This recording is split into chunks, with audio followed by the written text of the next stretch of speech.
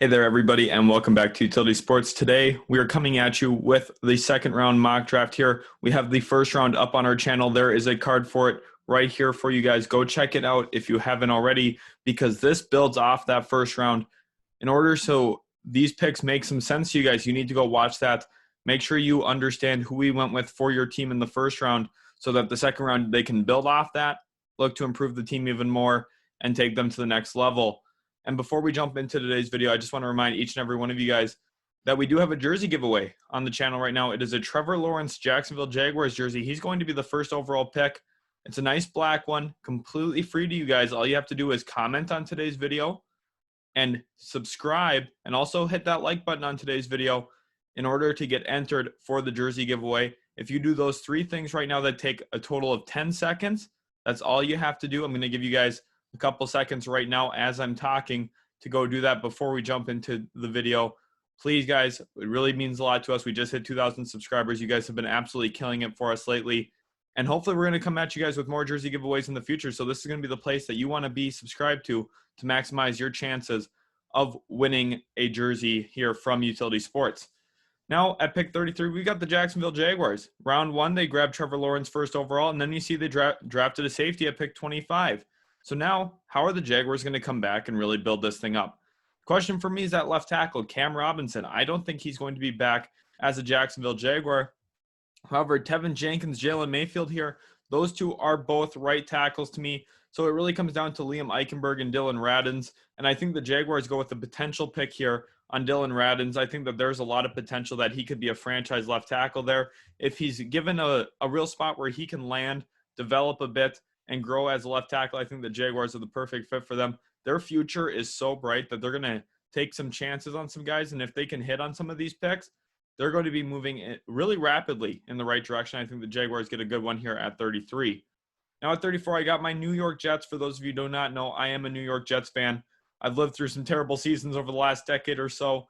I've been a fan of the team since about 2007 when I was about 7 years old. So I've been pretty much a lifer of the New York Jets since I started watching football. And here we see, yet again, we've drafted a quarterback already and an edge in this year's class. So now it's about trying to find some positions that really build off of those two things. And I'm actually going to opt for Javonte Williams here out of North Carolina. I know Travis Etienne's on the board, but I think Javonte Williams is a more complete runner.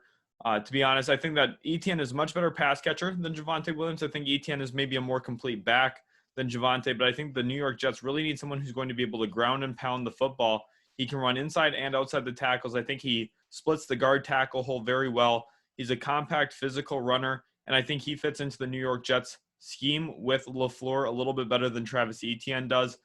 And that's really my reasoning on why I went with Javonte Williams here at pick 34. At 35, we've got the Atlanta Falcons, and they're another team here that they grabbed a quarterback. Now, how are they going to really build up moving forward? How are they going to find who their next piece is? And I think at this point it's clear they're going to go with Azeez Ojulari. They stay in-state here, grab the Georgia product. I think he's a perfect fit into that Falcons defense. For the last about 6 years or so, they've been really hunting for that edge. They drafted Vic Beasley. That didn't work out. Tag McKinley didn't work there in Atlanta. Azeez Ojulari is the right pick for the Atlanta Falcons to get back on track with their pass rush there, and I think he'd be an excellent fit for the Atlanta Falcons. At pick 36, we've got the Miami Dolphins now, guys, and they've grabbed a wide receiver and an offensive tackle so far, and now at this point, they get the luxury of grabbing Travis Etienne.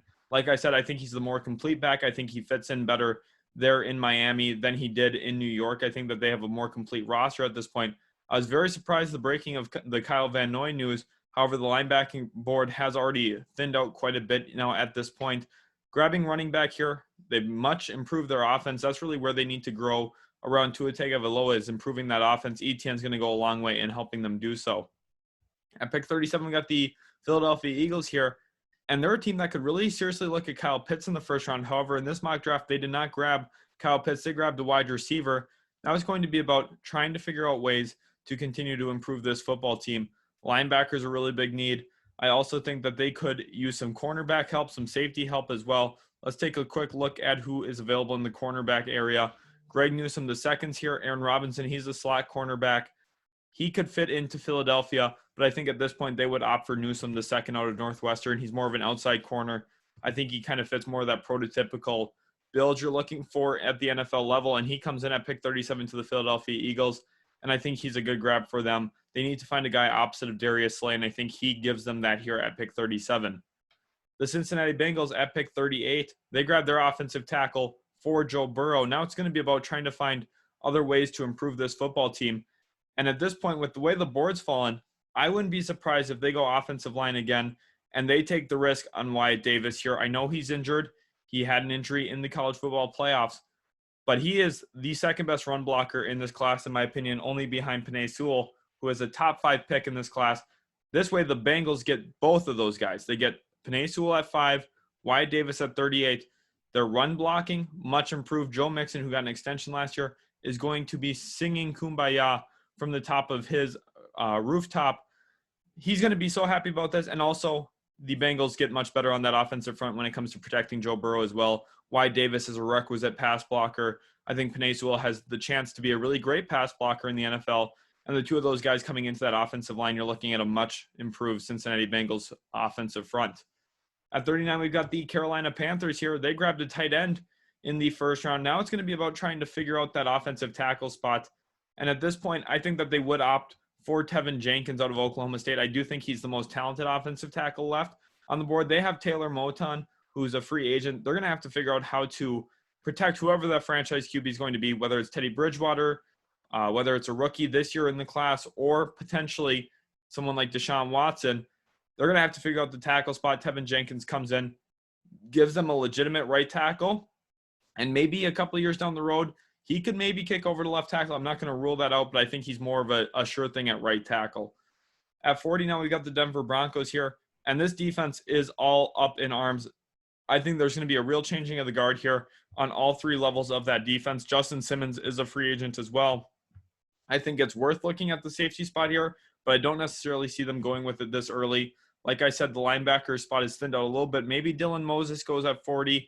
That's really where they would look. But I think with Von Miller being released, or rather his team option not being picked up, they're going to opt for Joseph Osai. He's a guy who's fallen down some boards lately, and I don't really think there's a lot of reason why for him to have fallen down boards.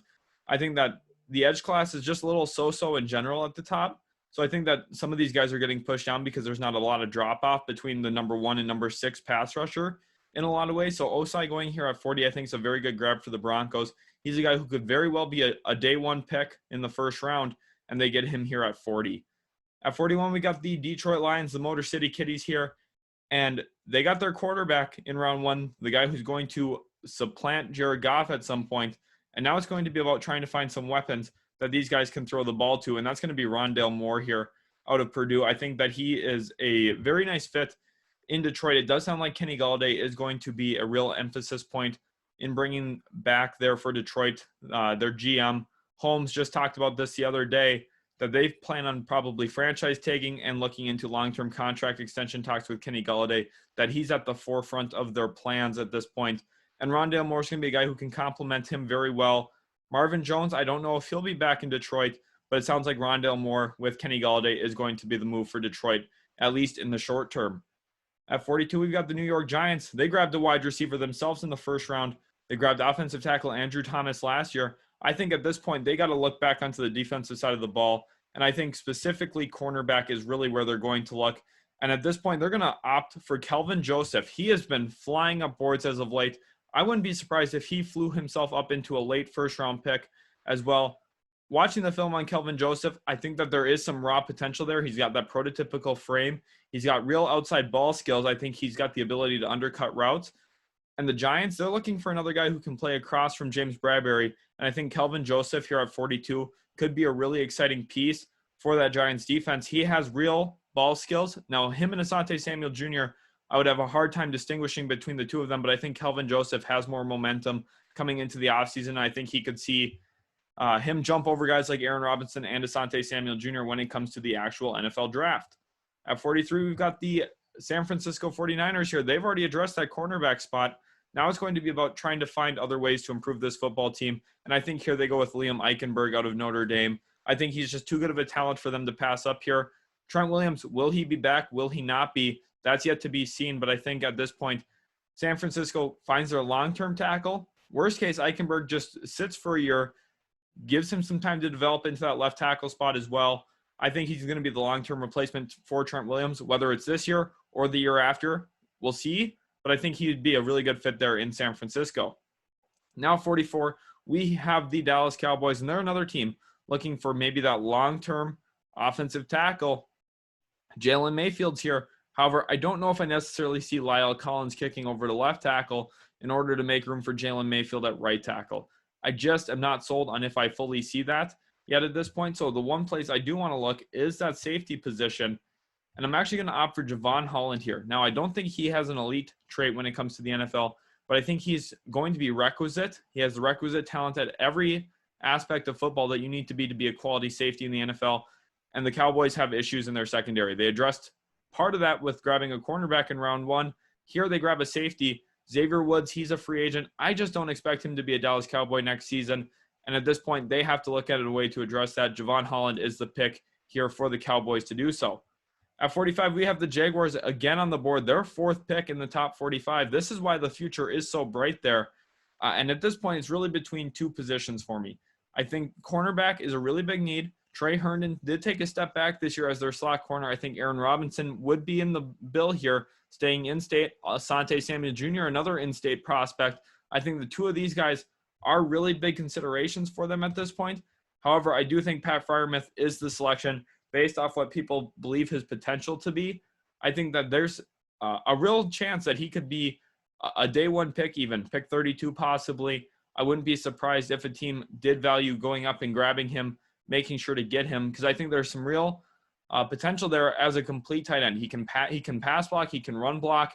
He's a much better blocker than Kyle Pitts is. He's not nearly the athlete that Kyle Pitts is, though, or even Brevin Jordan. I think Brevin Jordan here in this class is a much better athlete than Pat Freiermuth when it comes to run after the catch and ability to move the ball 20 to 20. But I think Freiermuth gives you enough mismatch ability against linebackers and against some slot corners that you're going to look at him as a guy who can maybe get his own in the red zone. And I think he'll be a valuable piece right in front of the New England Patriots here to grab. I wouldn't have seen him moving past the New England Patriots here at 46.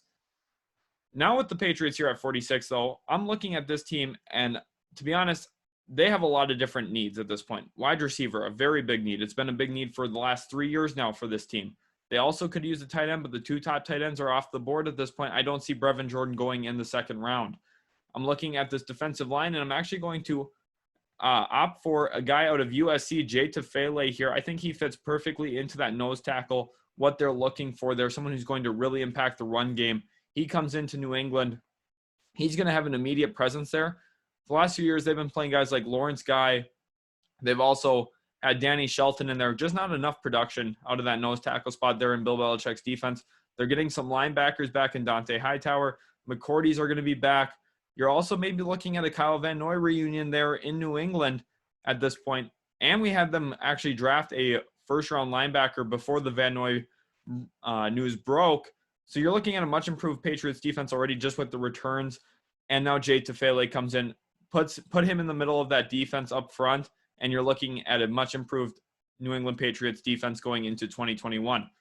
Now at 47, we have the Los Angeles Chargers.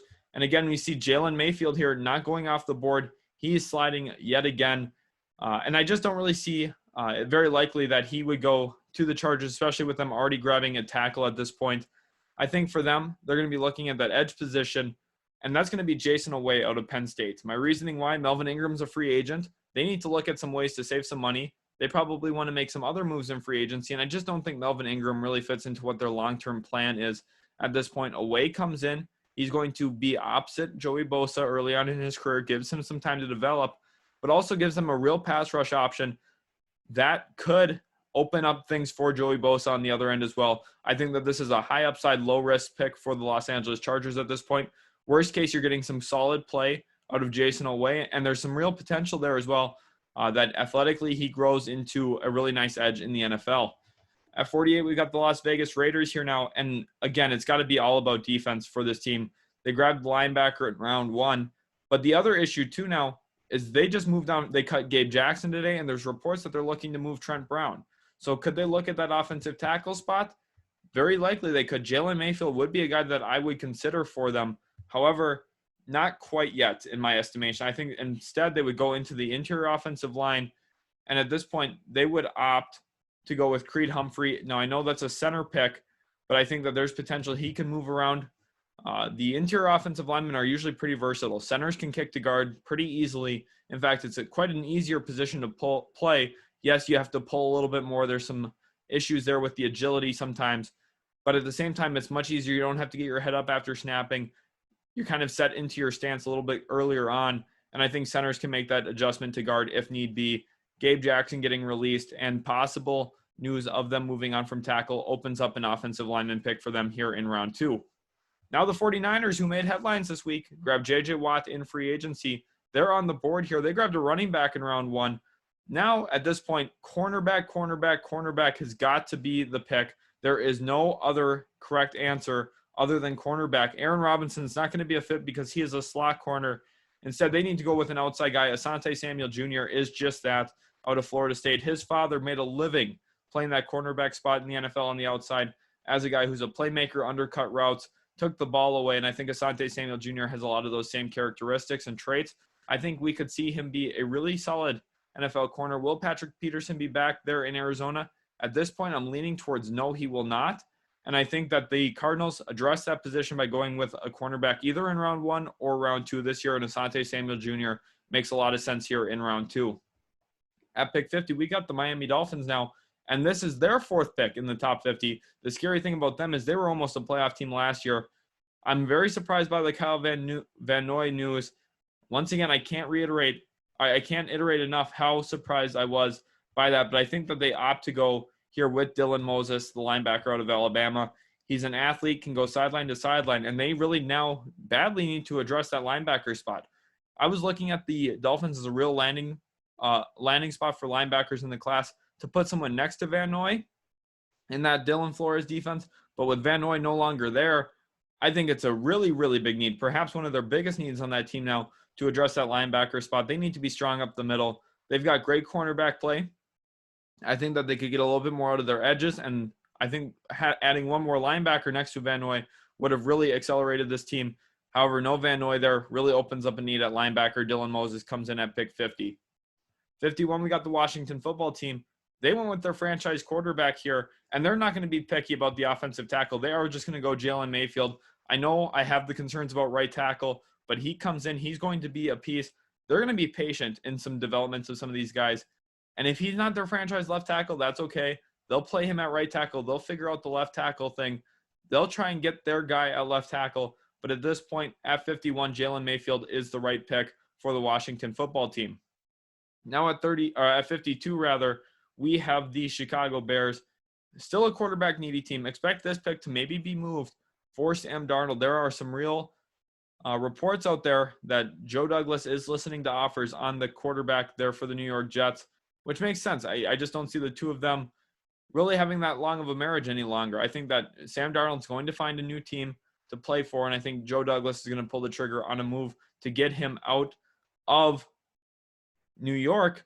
So the Bears are a real landing spot for that. I don't expect them to go with a quarterback here in this draft, just with how the board had kind of fallen in front of them as well. Just didn't really make itself very doable for them. Instead, I see them going with Aaron Robinson, the slot corner. They just released Buster Screen. They're going to really badly need to add a slot corner, especially when you look at that division. Devontae Adams, his production out of the slot. The Green Bay Packers work with him there a lot. The Minnesota Vikings, Adam Thielen's been one of the best slot receivers when lined up there. Justin Jefferson's also going to be a problem there. And we also saw the Detroit Lions address a slot wide receiver position with Rondale Moore here in the second round. The Bears need to improve in that slot cornerback position. Aaron Robinson is the top one available at this point, and they grab him here at 52 to deal with the guys in their division. Pick 53, we have the Tennessee Titans now, and this is a team that has a lot of different opportunities really at this point. I think wide receiver does make a lot of sense. Corey Davis is a free agent. I'm not sure if he will be back for Tennessee or not, but I also think that they really want to improve that defensive line, and they're actually going to go with Levi Onwuzurike here. And my reasoning for that is they took Jeffrey Simmons 2 years ago.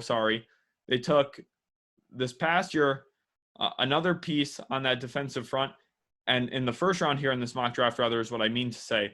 And Levi Onwuzurike goes here now at 53. They're going to be really focused on improving that defensive front.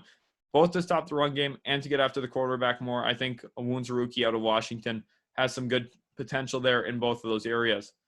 At 54, we've got the Indianapolis Colts now at this point. They made a move for Carson Wentz.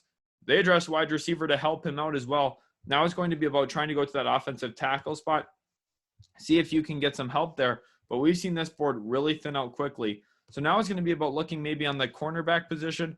Xavier Rhodes is a free agent this offseason. Will he be back? Will he not be?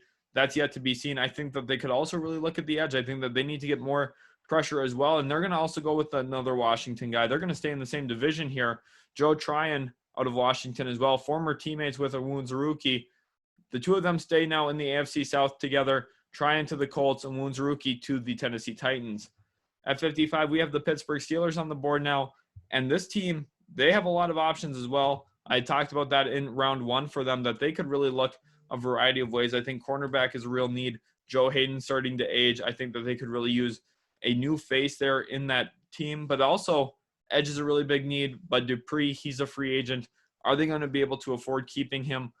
I'm not sure quite yet at this point. I'm actually going to opt for Quincy Roche out of Miami. I think that his versatility could come in and really give the Steelers what they need, a long-term replacement to Bud Dupree. Maybe they slap the franchise tag on him this year and give Roche a year to develop. But at this point, the Steelers need to figure out a long-term edge, and I think Roche is the correct pick for that selection. Now here at 56, we have the Seattle Seahawks for the first time. Their draft pick does belong to the New York Jets for that Jamal Adams Blitz Boy trade. And at this point, the Seahawks have to figure out who they're going to go with. And this is a tough spot as well. There's so much pressure on them to grab offensive linemen. But at this point, you have a center here. You've got a couple of guards that are maybe options. And the offensive tackle spot's really thinned out a little bit. I could actually see them reaching a little bit here on Jackson Carman in an effort to make Russell Wilson feel content, feel like they are putting in effort to improve that offensive line. Carman, he had protected Trevor Lawrence for the past few years.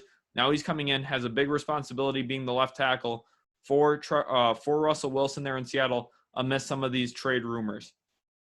At 57, we have the Los Angeles Rams, and they're going to be a team that's really badly looking at that offensive tackle spot as well, especially with the recent acquisition of Matthew Stafford. And Andrew Whitworth, he's going to be no longer there in Los Angeles. They're going to have to find a way to replace him. And this is going to be a tough spot for them. Walker Little, this is a little bit too early for him. And this is really where the class is thinned out a little bit.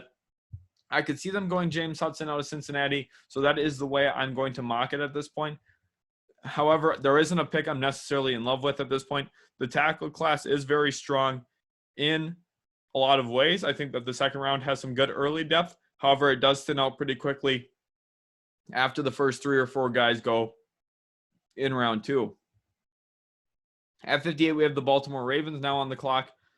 And they grabbed an interior defensive lineman in round 1, someone to really bulk up that defensive front. I know that's not a huge need for them, but we went with that because of what they like to do. They like to, really keep their eggs in that basket of we're going to dominate the trenches. We're going to win in the run game.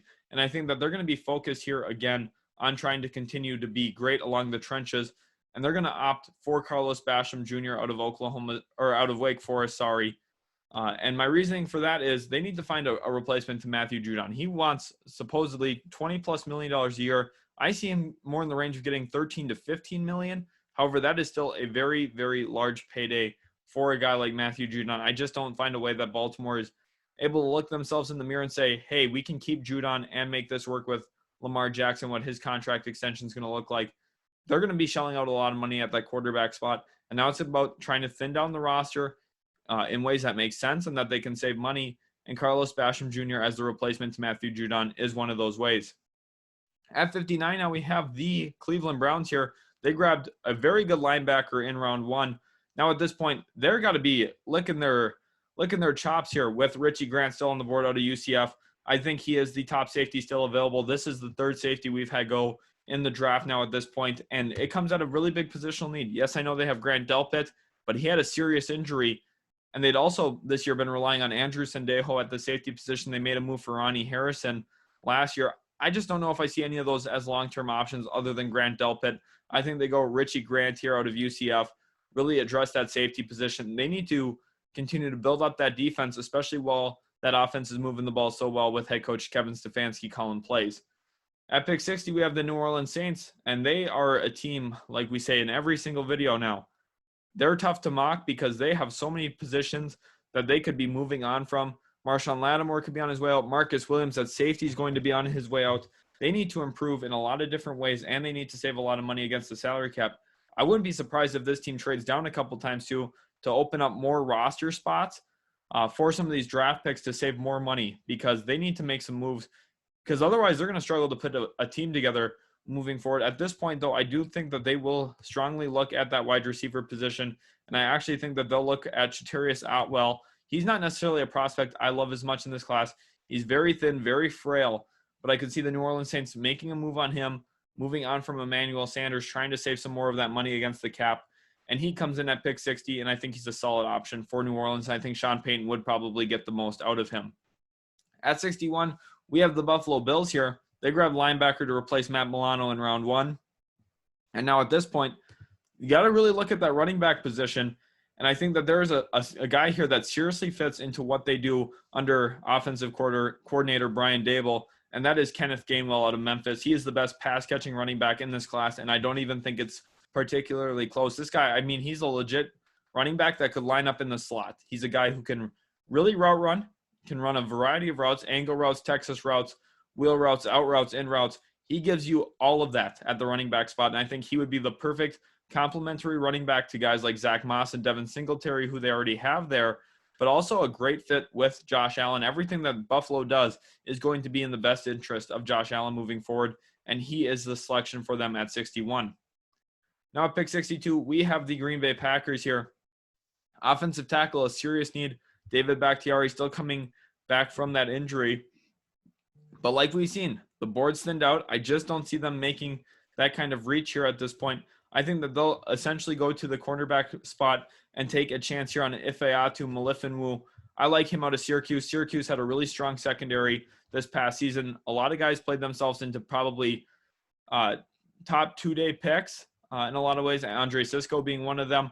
I think that this Syracuse defense has really made strides, and I think that on draft day we're going to see dividends of them going here in rounds 2 and 3 specifically. Ifeatu Melifonwu, the first one going here, he has some of that cornerback safety fluidity as well. We saw his brother Obi Melifonwu make that same move when he was in Vegas, or actually Oakland at the time. They're with the Raiders, and now Ifeatu Melifonwu goes here to the Green Bay Packers.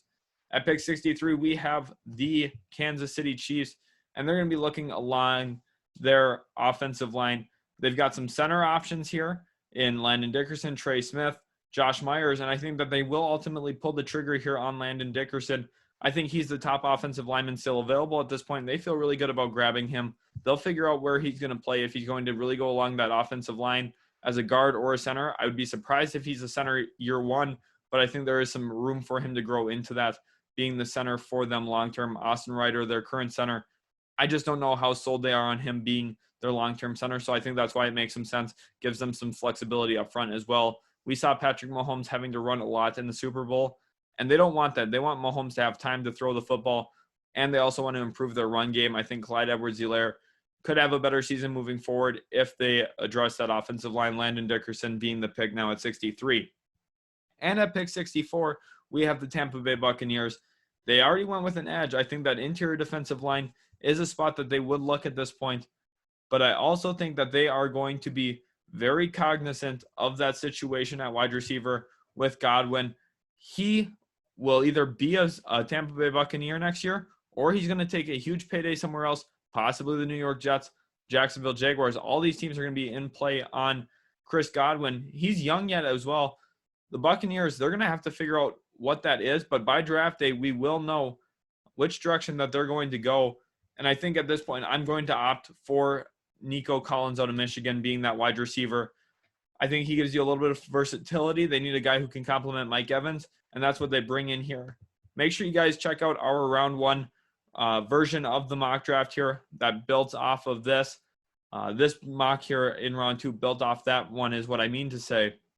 And I hope you guys really did enjoy the video. If you did, let me know in the comments section below. Don't forget to like and subscribe as well to be entered into that jersey giveaway with a comment. Thank you guys so much for everything, and we'll catch you guys in the very next video.